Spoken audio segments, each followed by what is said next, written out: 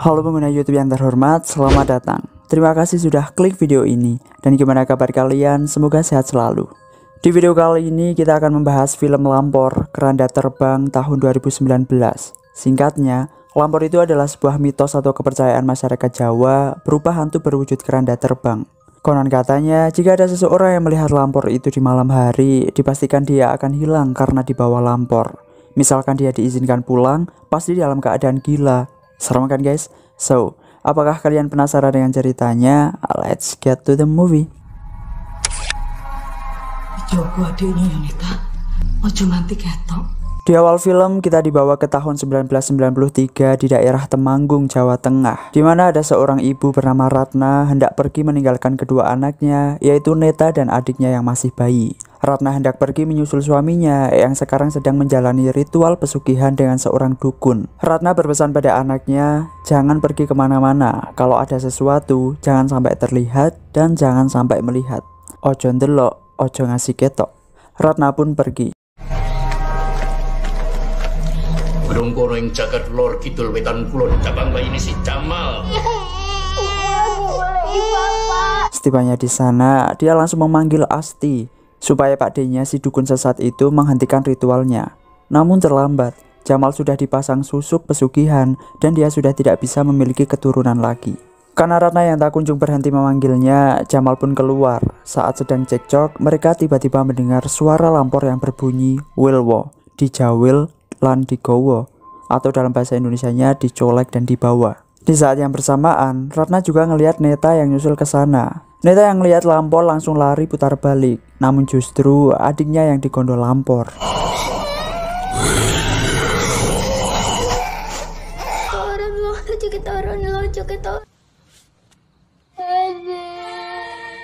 Ibunya pulang langsung shock. Dia langsung ngajak Neta untuk kabur karena nggak mau Neta jadi korban selanjutnya.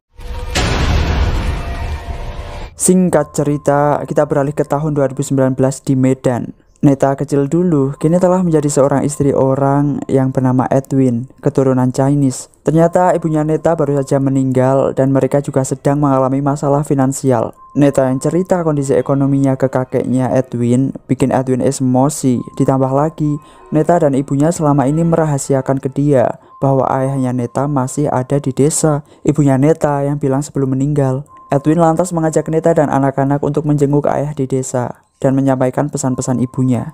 Walau terlihat cemas, namun Neta mengiyakan. Kita beralih ke Temanggung tahun 2019. Walaupun ya katakanlah sudah di tahun modern, namun teror Lampor tersebut kembali hadir. Seorang warga desa yang bernama Hendro tengah menyalakan beberapa obor, namun dia menjadi korban dari Lampor tersebut.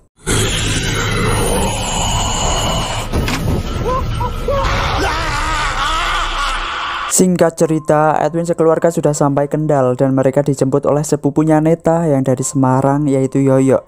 Sepanjang perjalanan, Edwin terus saja ditelepon pihak bank untuk segera melunasi hutangnya. Neta menyarankan untuk pinjam uang ke sepupunya Edwin, tapi Edwin gak mau. Yoyo pun ikut nimbrung. Dia bilang, sekarang bapaknya Neta jadi juragan tembakau paling sukses di desa. Namun Neta tidak peduli, toh hasil pesugihan. Kemudian, Agam tanya ke Yoyo kenapa ada banyak obor di pinggir jalan.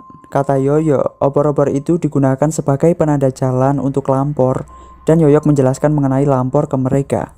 Penjelasannya seperti yang aku jelaskan di awal tadi. Lah, Lampor itu apa? Keranda terbang. Will, wo. Namun, Edwin ngerasa skeptis. Mana ada keranda terbang ya kan? Neta yang tertidur seketika kaget saat dengar Agam menirukan suara Lampor. Singkat cerita, mereka sampai di desa. Jalanan macet entah ada apa. Saat Yoyo turun, dia ketemu emak-emak desa yang bilang ke dia kalau bapaknya Neta mati. Kayak bapaknya mati. Pak De Jamal? Iya. Neta dan Edwin yang sedang ngobrol di kejauhan belum tahu kabar itu. Neta malah bilang ke Edwin, nanti sesampainya di rumah pinjam uang ke bapak. Edwin gak mau dong, 25 tahun gak kesana kok pulang-pulang minta duit. Nah, dan emak-emak tadi gak tahu kenapa ya gak suka ke Neta. Sesaat kemudian Agam melihat keranda. Dia bilang Lampor. Neta kaget dong, kok Agam bisa tahu soal Lampor. Yoyo yang cerita tadi. Sesaat kemudian Yoyo ngasih kabar itu ke mereka. Sesampainya di rumah, ramai warga yang tengah melayat. Mereka semua menggunjing Neta. Katanya, kepulangan Neta itulah yang bikin Lampor balik lagi. Lalu tiba-tiba ia dilabrak emak-emak yang suaminya meninggal karena Lampor tadi malam. Pasti Neta penyebab Lampor itu balik. Penyebabnya, bojoku mati di gondol Lampor. Edwin yang gak tahu apa-apa, hanya bingung. Si emak itu kemudian dijinakan oleh Nining, anak tetangga. Nining bilang untuk jangan dimasukkan ke hati dan ngajak mereka buat masuk. Di dalam, Pak Jamal yang sudah dinyatakan mati tiba-tiba bernafas lagi saat hendak dikafani. Oleh karena itu, Bu Asti memanggil Pak D-nya yaitu Pak Atmo alias si dukun itu untuk mencabut semua susuk di tubuh Pak Jamal.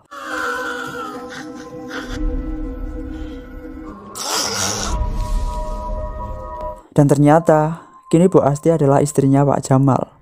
Setelah semua susuk telah diambil, Pak Jamal kembali dikafani. Neta pun mendekati Bu Asti. Saat mereka berdua berbisik-bisik, tiba-tiba Pak Jamal bangun lagi. Namun, setelah Neta bilang kalau ibunya sudah pergi duluan dan sudah memaafkan semua kesalahannya, Pak Jamal kini benar-benar tidak bernyawa. Lalu tiba-tiba datang seorang cewek yang nangis-nangis panggil bapak, namanya Mita. Dia datang sama temennya yang jamet abis. Mita ini terlihat sangat kehilangan Pak Jamal. Dia terus menangis sepanjang pemakaman. Setelah semua warga pergi, tinggal keluarga Edwin dan Yoyo. Neta bisik-bisik ke Yoyo, kenapa Yoyo malah membocorkan rahasia soal Lampor ke Edwin, padahal Neta sudah merahasiakan bertahun-tahun. Namun Yoyo gak jawab. Saat mau balik, Sekar tiba-tiba hilang. Ternyata dia pergi ke kuburan adiknya Neta. Katanya sih dikasih tahu sama kakek. Dikasih tahu kakek. Sepulang dari makam, Yoyo ngobrol sama Edwin. Edwin bilang kalau Bimo itu asistennya Pak Jamal. Dan dengar-dengar dari tetangga, Bimo dan Bu Asti itu punya hubungan gelap. Sedangkan di dalam, Neta sedang ngobrol sama Nining sembari merapikan kasur. Nining bilang kalau si Mita itu anak angkat Pak Jamal dan Bu Asti. Karena Pak Jamal kan udah gak bisa punya keturunan lagi. Pak Jamal itu sayang banget ke Mita, apa-apa diturutin. Tapi kalau Bu Asti itu beda, dia justru sering ribut sama Mita. Soalnya Mita itu kan anak berandalan. Makanya Mita benar-benar kehilangan sosok Pak Jamal. Daplek bocah. Mita itu anaknya memang susah dibilangin ya. Mita kan anak angkat. Cowok kota yang dia bawa tadi itu loh, Pak Ceto. Nining juga bilang kalau sekarang desa mereka kembali diteror Lampor. Yoyo yang juga cerita soal Lampor ke Edwin bilang kalau Lampor itu datang soalnya ada sesuatu yang gak bener di desa itu, entah apa itu. Setiap habis Isya jangan keluar rumah. Dia juga berpesan untuk menjaga anak-anak. Karena Pak Atmo itu bisa mengendalikan Lampor, sehingga Lampor lama nggak muncul. Sudah bang, saya mau pulang dulu. Bener loh bang, anak-anak jaga loh. Sedangkan Neneng bilang ke Neta, Lampor itu datanya sewaktu-waktu, bukan hanya ketika ada orang berbuat dosa. Lagian zaman sekarang, manusia mana sih yang gak bikin dosa? Aku tak pulang dulu ya, takut kemalaman. Setelah Neneng pulang, Neta kayak dengar suara bayi dari depan rumah. Neta menemukan boneka Barbie kesayangannya yang sudah terkubur, mengingatkannya pada masa lalu.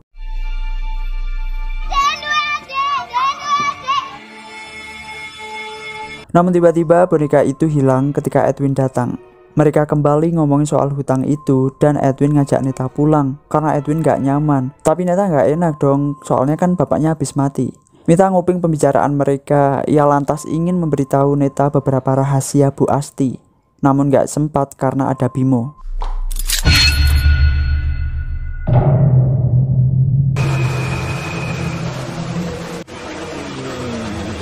Di malam harinya saat pada ngobrol, Mita pergi dari rumah. Dia nggak betah soalnya udah nggak ada Pak Jamal. Arep nanti. Gak usah so baik. Lebih baik aku pergi. Masalah selesai. Bu Asti pun tidak menahannya. Bimo kemudian menjelaskan soal Lampor ke Neta dan Edwin yang intinya kalau ada Lampor jangan sampai terlihat dan jangan melihat. Kalau kita melanggar apa yang terjadi? Mereka akan menjemput kalian. Malam pun tiba, semua warga segera mematikan lampu rumah masing-masing. Saat Bu Asti memandangi foto suaminya, dia sadar Mita kabur bawa sertifikat rumah. Beneran dong, Mita mau pergi sama si Jamet. Sedangkan di rumah, Agam yang kepercaya Lampor malah main game dengan suara yang keras. Lampor segera datang, namun untung saja Edwin segera menolongnya.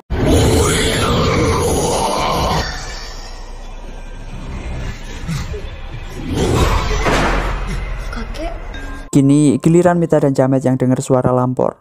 Mita langsung lari sembunyi di sebuah gubuk, sedangkan Jamet langsung dihabisi oleh Lampor. Mita yang menyaksikannya langsung pingsan.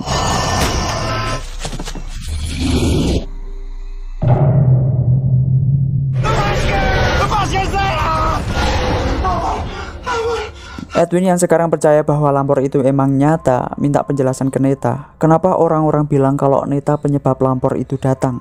Apa hubungannya? Namun, Neta menunggu waktu yang tepat untuk membicarakan hal itu dengan Mbak Asti juga. Agam dan Sekar sedang main layangan. Tiba-tiba ada suara gaib yang memanggil Sekar menuju ke sebuah pohon besar. Ternyata ada Mita yang terkapar di situ.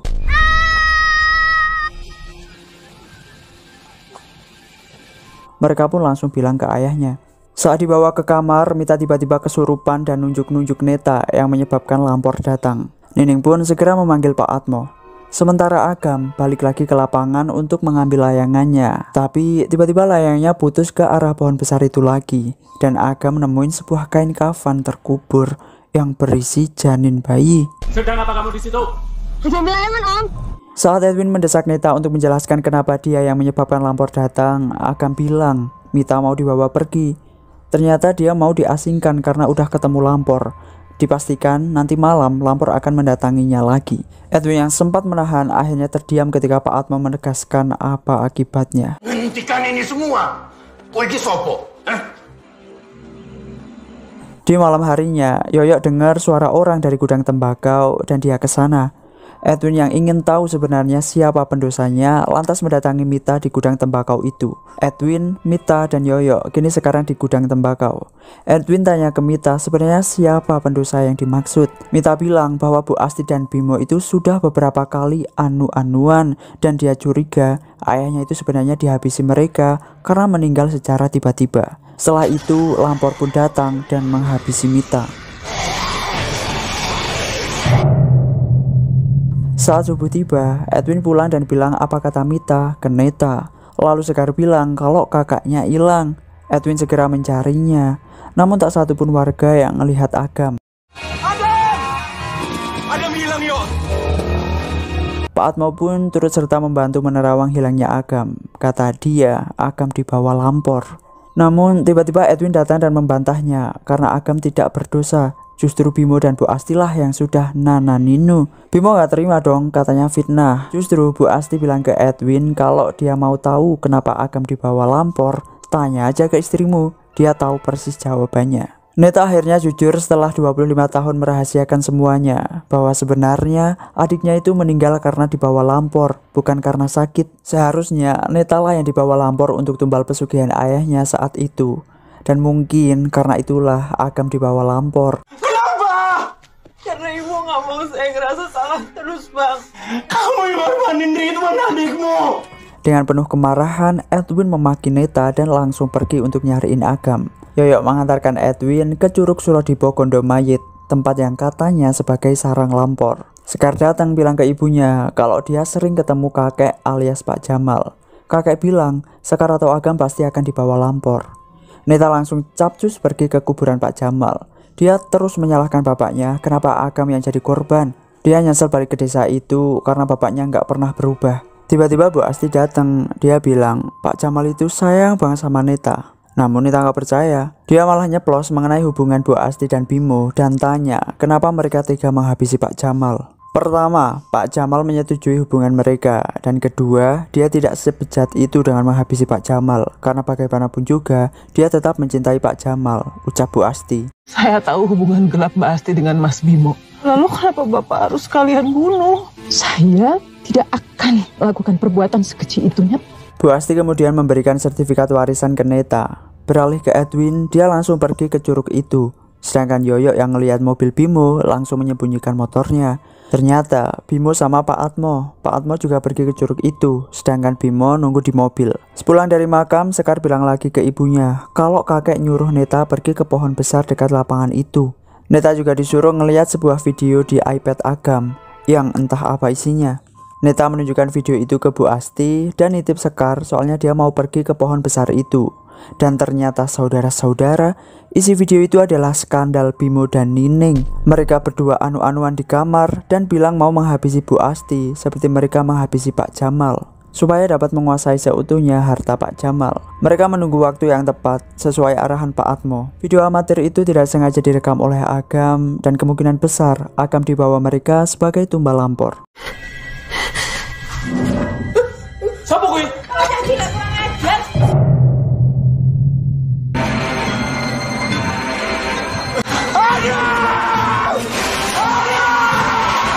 Beralih ke Edwin, dia mendatangi Pak Atmo yang sedang melakukan ritual di dalam gua curug itu. Pak Atmo bilang semuanya terlambat.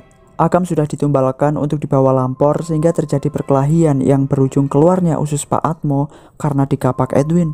Pak Atmo lantas melempar kapak itu ke Edwin dan untung saja hanya terkena gagangnya dan Edwin jatuh pingsan. Pak Atmo lantas meninggalkan Edwin dan minta bantuan ke Bimo, tapi Bimo malah ninggalin dia di sana.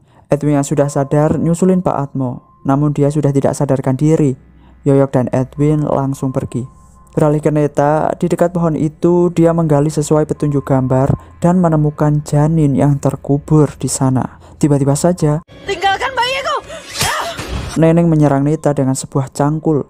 Sembari menyerang, Neneng bilang kalau janin itu anaknya.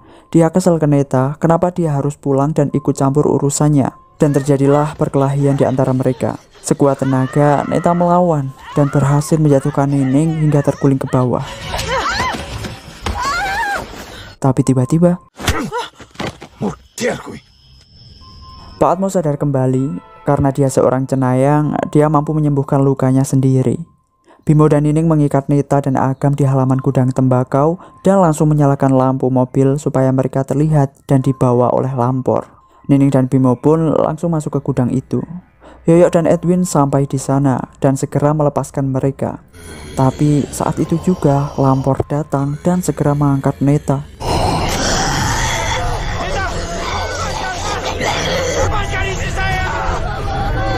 Namun entah kenapa saat Neta buka mata, lampor itu melepaskannya. Yoyok segera mengarahkan lampu itu ke arah Bimo dan Nining. Bimo sembunyi di belakang Nining supaya Nining yang dibawa oleh lampor. Karena Nining terus memeganginya, Bimo mengambil kapak dan menebas tangan Nining. Namun semuanya sia-sia. Bimo tetap dihabisi dan Nining yang dibawa lampor.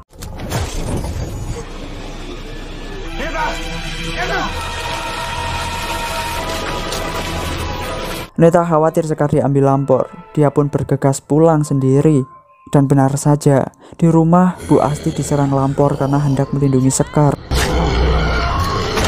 Sekar kemudian diambil Pak Atmo untuk diberikan ke lampor. Neta yang sudah sampai rumah ngelihat keranda itu. Dia langsung mengikutinya karena Sekar teriak di dalam keranda itu. Setelah berpapasan di jalan, Neta menabrak keranda itu hingga Sekar terjatuh. Saat lampor mulai mendekati, Sekar tiba-tiba kerasukan Pak Jamal dan bilang ke Neta untuk mengingat apa pesan ibunya. Neta ingat ibunya pernah berpesan bahwa kejahatan sebesar apapun akan kalah dengan cinta. Neta segera memeluk Sekar dengan penuh rasa sayang dan cinta.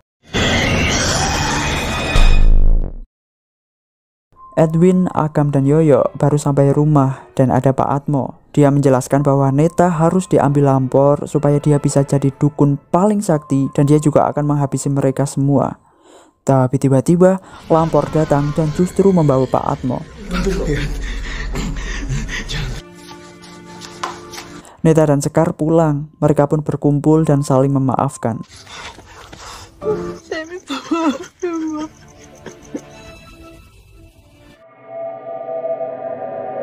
Di scene akhir ternyata teror lampor masih ada dan Yoyo yang menjadi korbannya. Di sini juga ada cuplikan video amatir mengenai pengakuan warga sekitar yang pernah melihat atau menjadi korban lampor. Dan film selesai.